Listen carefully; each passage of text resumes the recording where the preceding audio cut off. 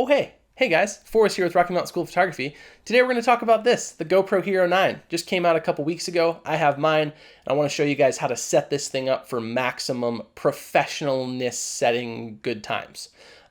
Before we dive in, a couple quick disclaimers. Number one, this is not going to be just a quick setup video. I'm not just going to feed you the settings and get you out there. I want you to really understand what the settings are and why we're doing what we're doing, because that's the way you're going to get the best quality out of the GoPro. GoPros on auto versus GoPros when you know a little bit about what you're doing. The settings and all of that really changes the way that the footage looks, and you can get a much more professional result out of the camera if you know a thing or two. So that's what we're going to go in today. Now, I'm also going to focus mostly on video settings because I think that's what most people are going to use these GoPros for. The really good news is the photo and the time-lapse settings on the GoPro, the defaults are pretty close to what you would want, with a couple exceptions that we'll mention toward the end of the video. But mostly we're going to be talking about video because I think that's why most people buy a GoPro. So let's go ahead and dive in and take a look. I'm going to set this thing up on the rig over here. We'll get a nice close-up view and we'll go setting by setting and talk about the best way to do it. All right, the first thing that I want to get into are the general preferences in this camera, and those are accessed by swiping down from the top of the screen. So I'm going to go ahead and do that. We're just going to swipe down, and one thing with this touch screen that you'll probably notice as soon as you pick up this camera is it's a lot less responsive than the older GoPros, at least to me.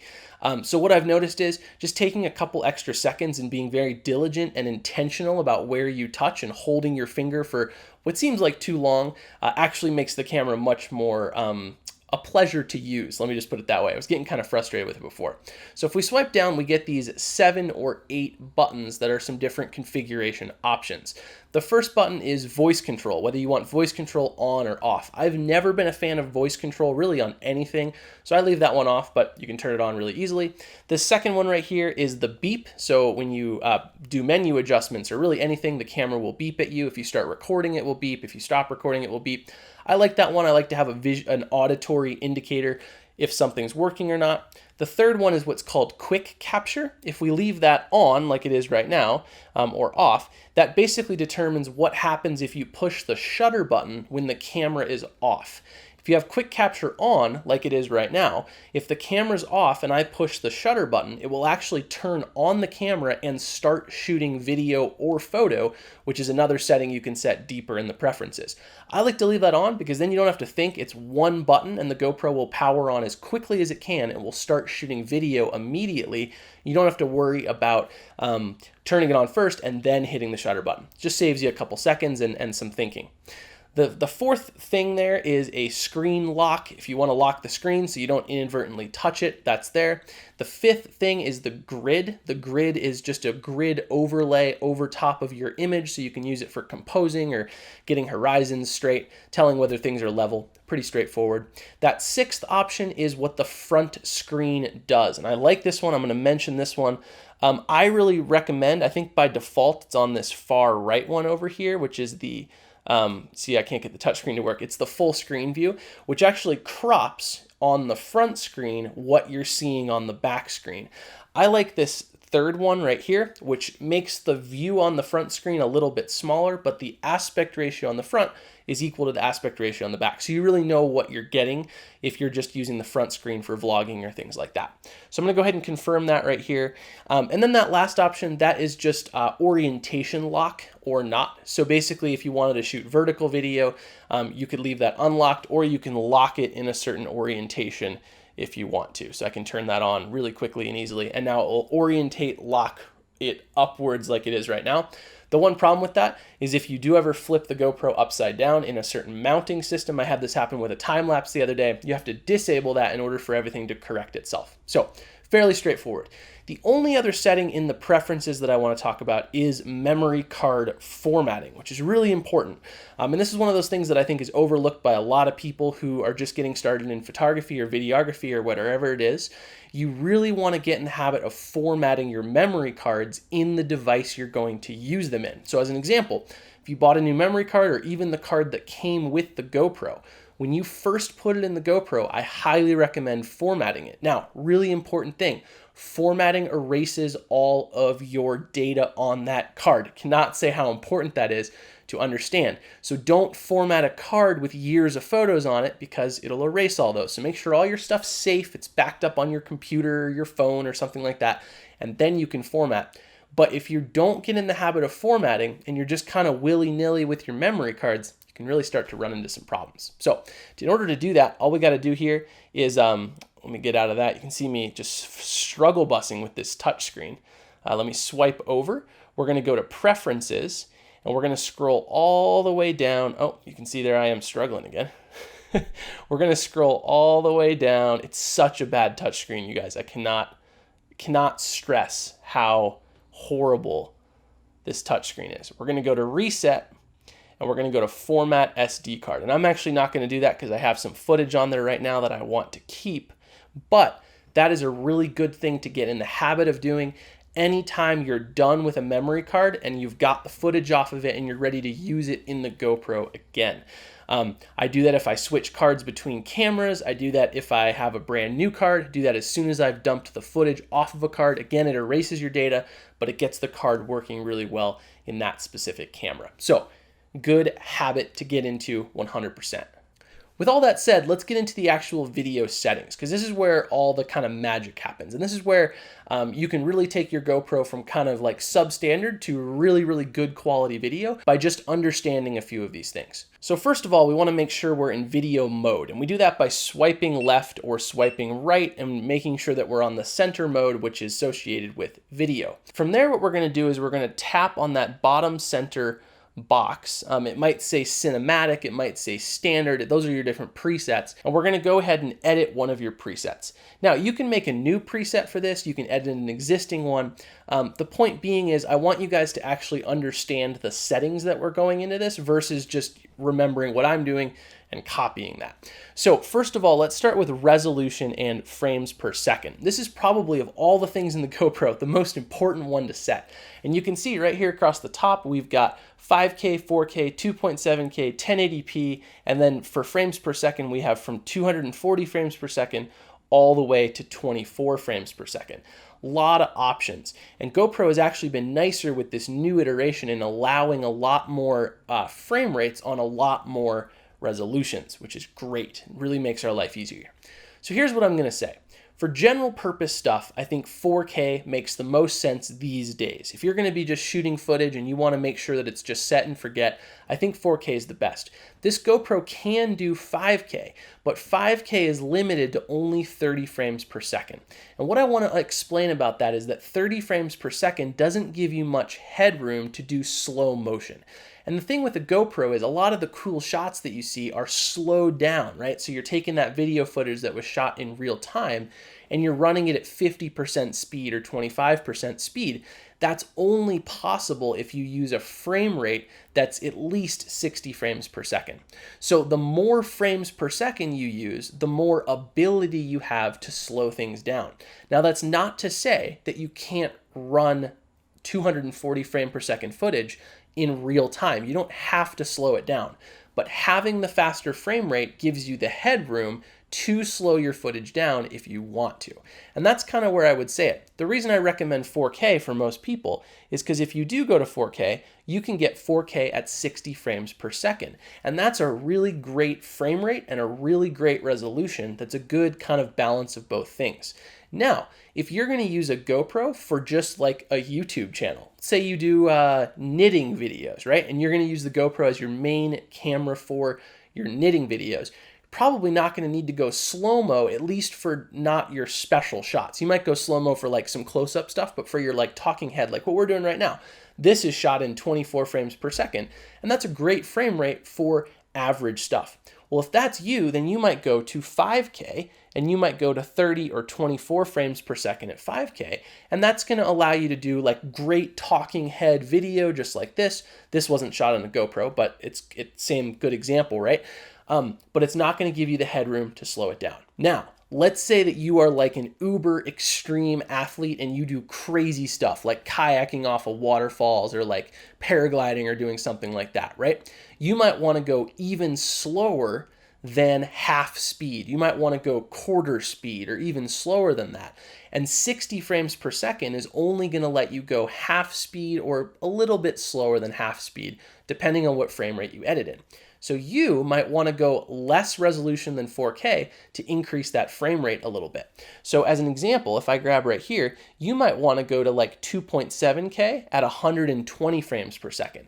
Now you can run it a quarter speed in your editor and you can get those like real slow-mo stuff, and then you can speed it back up again and do a speed ramp, and that can look super sick. Obviously, if we go all the way down to 1080p, then we get 240 frames per second, which it's going to give you this warning that you have to, you can't use the front screen when you're recording at those super high frame rates. But if you really want to slow it down, 240 frames per second, you can go like 1/7 or 1/8 speed, which can look super sick if you're doing something that's exciting enough. But again, if you're a skateboarder, right, and you're doing like, actually skateboarding can be pretty fast, but if you're like doing a slower sport, 240 frames per second, you never really would want to run it that slow. So my recommendation for most people, if you're going to use this as an action camera, would be just like this, 4K at 60 frames per second. If you're going to use this camera as like a YouTube camera and you're going to use it just for capturing video footage, I would go 5K at 24 frames per second to get that nice cinematic quality. And that's honestly, 5K 24 is going to be that sweet spot for making the GoPro look as much like a DSLR or a mirrorless camera, a really expensive camera, as you can get. So that's a really good place to put the camera if that's what you're trying to go for. All right, the next setting we want to take a look at is the lens profile. And there's a variety of options here, and they change a little bit depending on what your frame rate and your resolution were before. So not all options will be available on all frame rates. I do want to point a couple out though. In this little lens setting, the ones that I want to point out are wide and linear. Those are the two that I recommend using the most. Wide is going to be a traditional GoPro action camera look. It's going to give you those bowed corners. It's going to give you that ultra wide, like fisheye field of view. And it's going to make your viewer feel like they are like in the seat right next to you, riding down like some rafting trip down some river, right? That's going to be the most immersive viewing GoPro experience. There's also one called Super View. It's not available in all frame rates and all resolutions, but that's even wider, so it's even more immersive.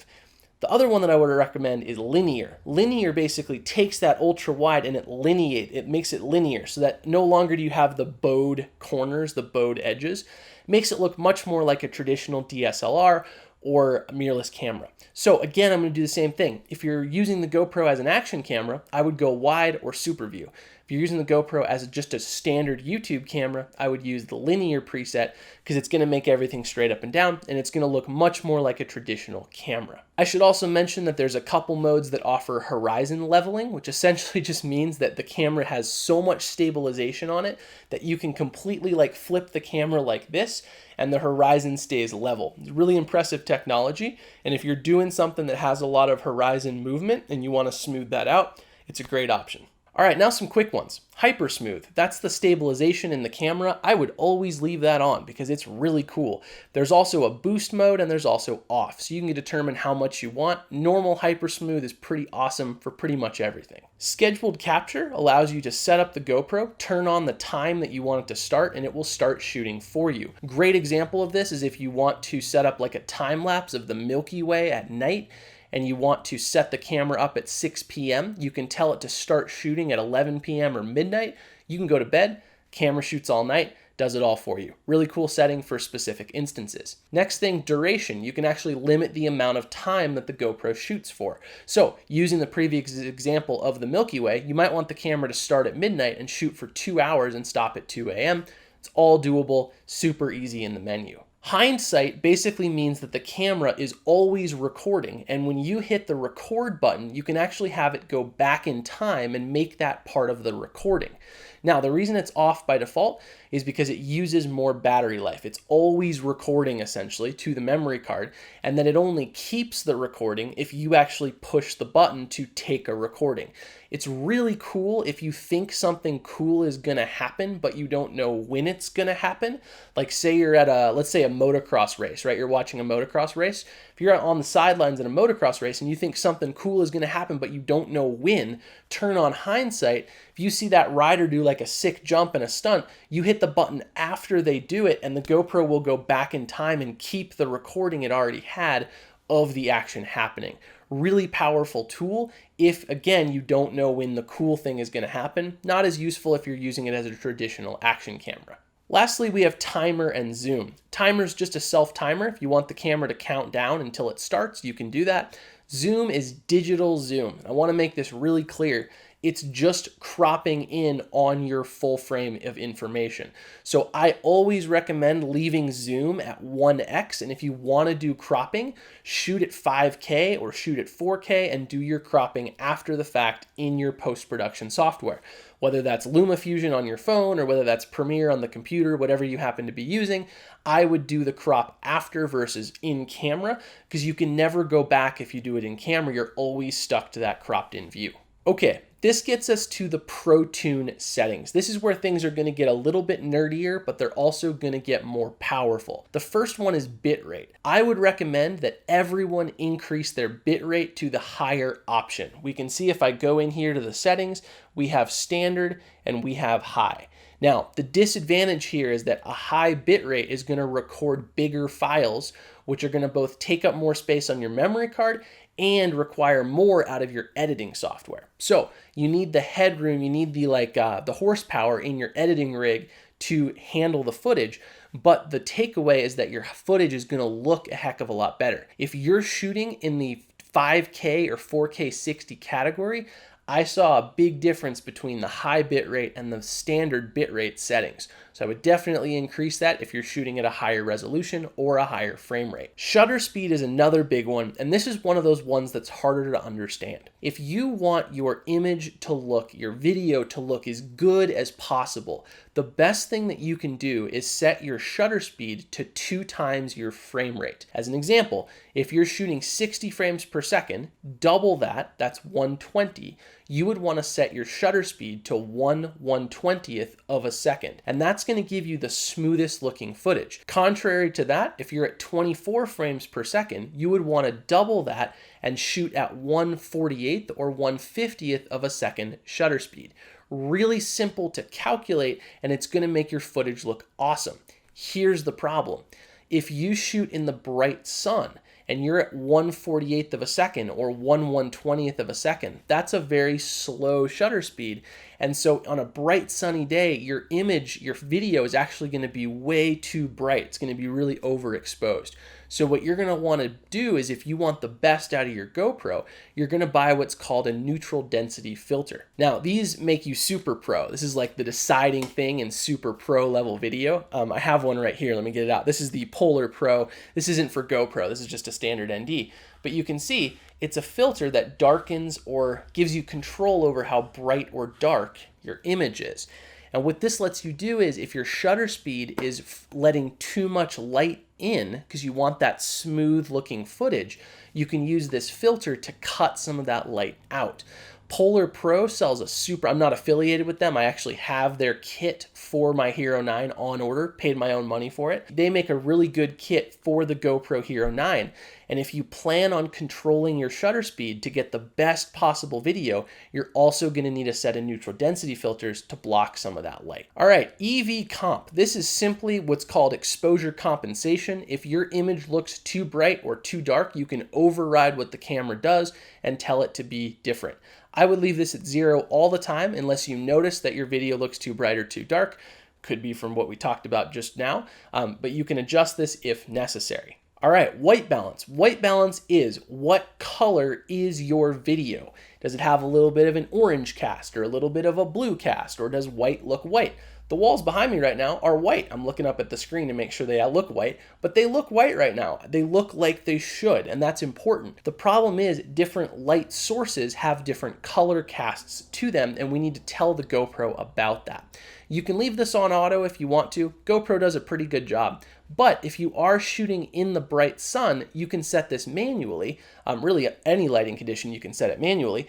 And all you've got to do is go in there and drag this little slider, and you can see it's giving me a live preview. Well, that wall behind me right now is supposed to be white. So I could just drag this little slider around until it looks pretty white. And right there, that's auto, but right there it looks pretty good, right about 5,000 degrees Kelvin.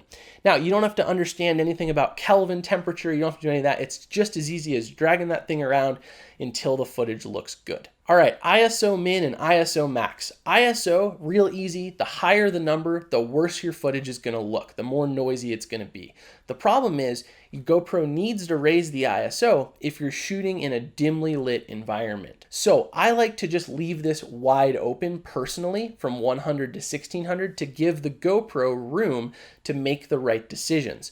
But if you wanted to ensure the best quality, you could always limit the ISO to the lowest number, which is 100.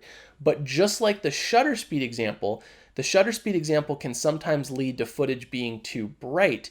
If you always set your ISO to 100, it'll lead your footage to sometimes be too dark. So you can leave it wide open. That's what I do. I leave it from 100 to 1600. But if you're looking for the perfect lowest noise footage, you can lower that ISO max down a little bit to restrict the GoPro from going too high.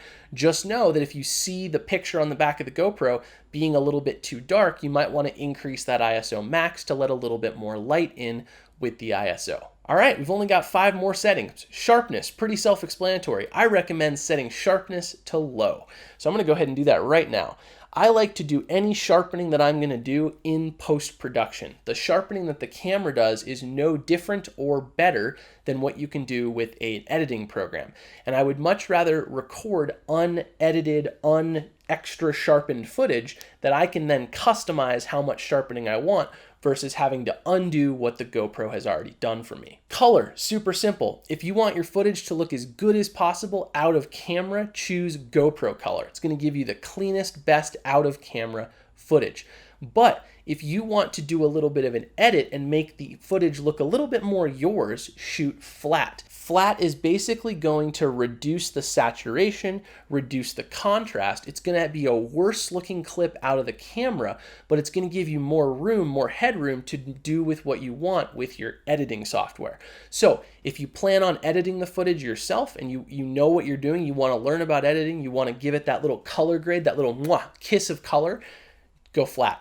If you want it to look as good as possible, you want to kick it right up on the gram as soon as you shoot it, go ahead and shoot GoPro color. All right, raw audio, that basically just has the camera, determines how the camera's gonna record audio information. I don't get too much into that because I like the camera to just do its thing with audio, Wind is a wind filter. Again, I leave that on auto. With GoPro, I'm not a huge audio capturer. I will say if you're gonna use the GoPro as a actual like YouTube camera, like you wanna start a YouTube channel with it, I would definitely consider buying an external microphone. I'll throw a link up in that corner to a video I made on the Rode Video Micro. It's a little red microphone. Well, it's not red. The microphone's black, but the mount is red. Great little mic for the GoPro, and it's like 50 bucks. If you really want to do good audio, I would invest in an external microphone or something like the Media Mod, the new Media Mod. I don't know how good the mic is on that. The one on the previous Media Mod was terrible, but the Rode Video Micro, I can vouch for, great microphone, and that will really improve your audio. Lastly, we have a setting for the Media Mod itself, and if you have one, you can determine some different settings in here, but in this case, it doesn't matter. The only other thing in this whole settings for video are what shortcuts you want. Well, shortcuts are basically, let me get back out of this here, shortcuts are just these 4 buttons on the bottom left and bottom right, and they shortcut to different things. I would really recommend you make one of your shortcuts white balance, because white balance is going to be something that you change quite often. I'd make another shortcut your ISO max, because again, remember your ISO max is how high that ISO can go. And if you limit that, you'll get darker footage in some cases, but you'll also get more quality if it's a brighter day outside. And then I might set another shortcut as my shutter speed, so that if I change my frame rate, I can make sure that my shutter speed is double my frame rate, right? Like we talked about. Again, ensuring that you have a neutral density filter or something to cut light out if it's a bright sunny day, or even a bright not sunny day, right? If there's brightness out there. And then I might make my fourth shortcut zooming for the lens, which I don't do that often, but, oh, sorry, I don't mean zoom, I mean lens profile. So linear, super view, or wide. However wide you want that lens to look. And those are kind of how I would configure my 4 shortcuts for video. Also, pro tip, I really recommend that you make one of these presets for your like 5K 24 frame per second standard video camera, and you make another preset for action camera stuff, and then maybe make a third preset for like really fast action, like 1080p at 240 frames per second, the crazy stuff, right? All right, you guys, that's pretty much it for video settings. The photo and the time-lapse settings are pretty self-explanatory. I went really deep into them in our Hero 8 walkthrough, so if you guys want to check that out, I'll put a link down in the description for that. I talk a lot about time-lapse settings in that video. But photo settings, there is one thing I really recommend if you want to get the best out of the GoPro. And let me just slide over to the right here and we'll go to photo. The only thing I recommend doing is going into your photo settings and editing that. And you want to turn output to RAW. So you'll notice that there's super photo, there's HDR, there's standard, and there's RAW. RAW is going to give you all of the information that it can in that photo file, meaning that you're going to have the best color, the best resolution, and it's not going to look the best out of the camera, but it's going to have all of the good file information that you're after that you can then take into your editor and create something great with. So here's what I would say. If you want the best looking out of camera photo, don't use RAW. Use probably HDR. So I would go into my output and I would choose HDR as my output type. That's going to give you the best out of GoPro looking photo, but you're not going to have a lot of room to edit that picture into what you want to create with it. If you want editing room, then change this over to RAW. RAW is going to give you the most editable file, but out of the camera, it's not going to look that great because it needs to be edited in order to look super awesome. All right, I think that about covers it. Whew, that was a lot of stuff. The big thing I can say, you guys, is really try to learn those video settings, because again, the more you understand it, the more you can customize the video settings on the GoPro for you as a videographer.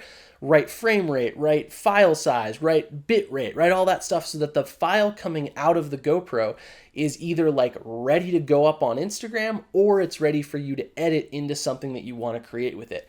The GoPro is a super versatile camera. It's one reason I really like these things. I really love GoPros because they're really versatile, they're pretty high quality, and they only get better as you understand the camera more and more. So if you guys found this video helpful, I would really appreciate you hitting the like button. Helps our channel grow, which is awesome. We just hit 20,000 subscribers, which is super cool at the time we recorded this.